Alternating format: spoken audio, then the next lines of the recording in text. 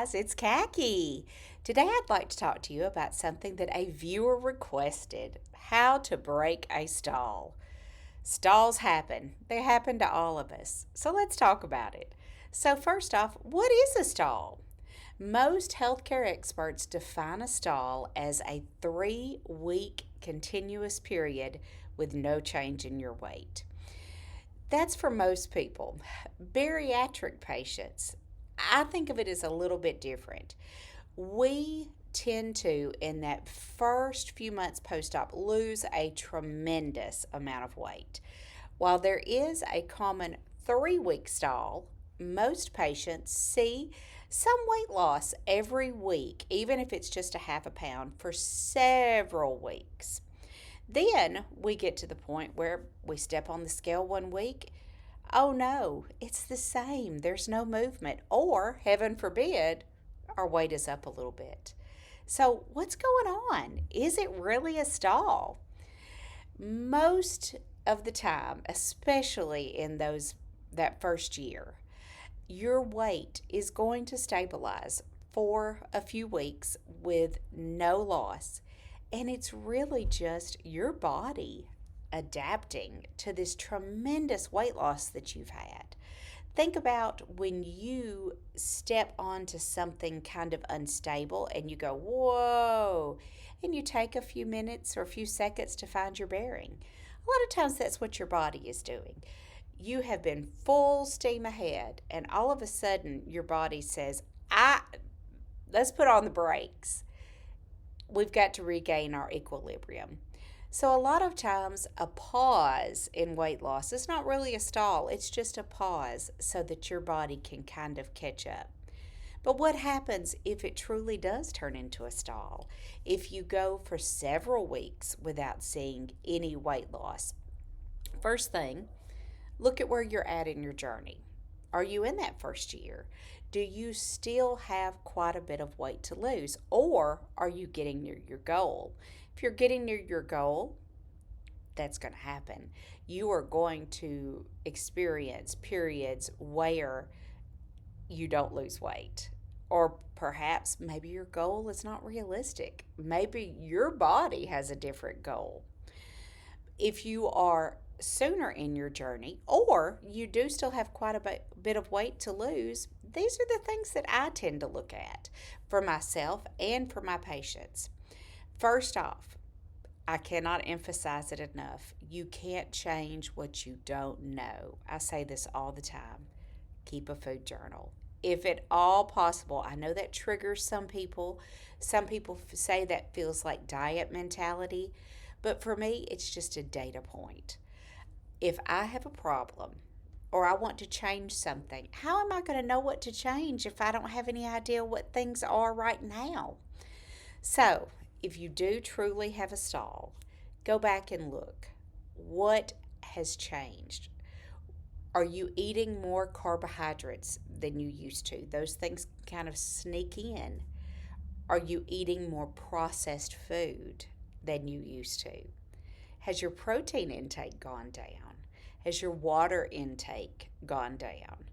Has your exercise or your movement gone down? So, first things I look at: protein. Am I getting enough protein? Many times, when you are in a stall, adding a little bit more protein will get things moving again. I'm not talking about adding an extra steak a day. Of course, as weight loss patients, really can't do that. But instead of having a snack like a string cheese, for example, maybe change that to some chilled cocktail shrimp with some low sugar cocktail sauce that you make out of your own ketchup and horseradish. More protein in that.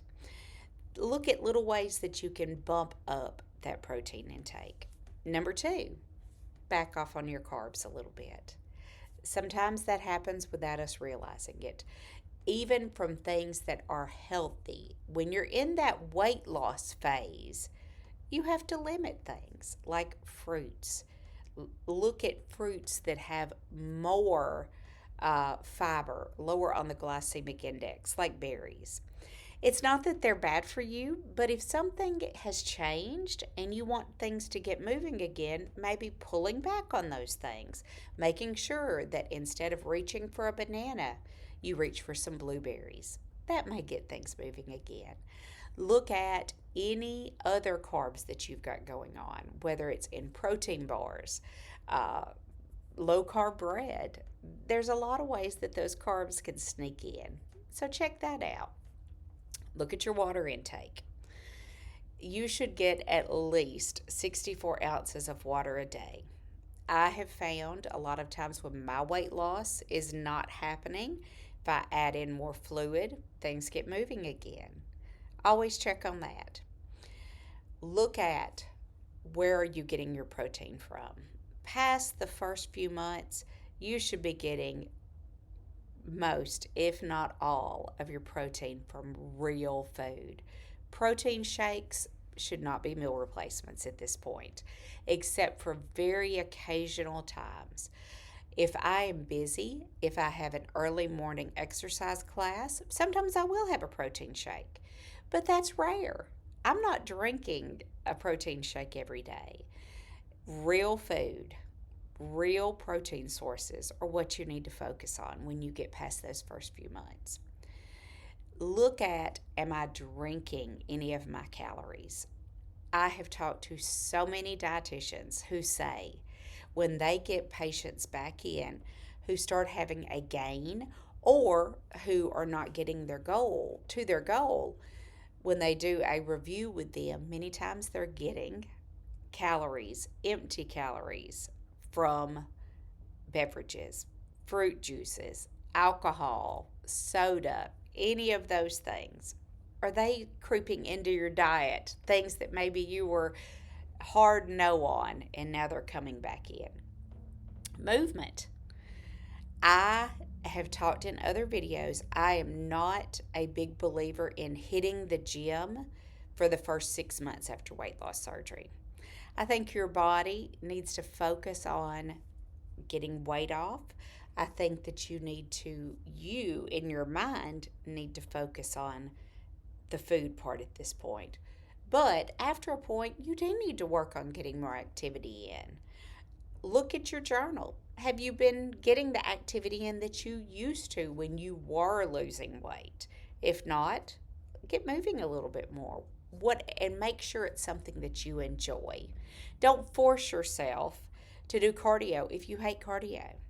Don't force yourself to do yoga if you hate yoga. Find something that you don't hate doing. You're much more likely to do it.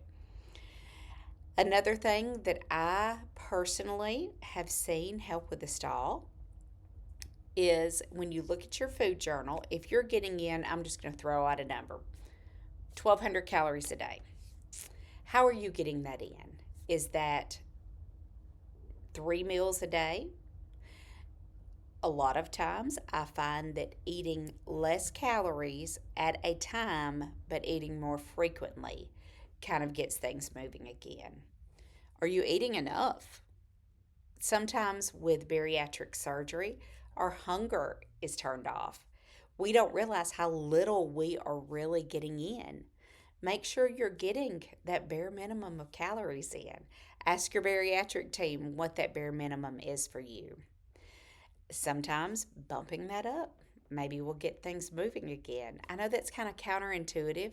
We think less calories equals more weight loss, but if it's not working, that's one thing to look at.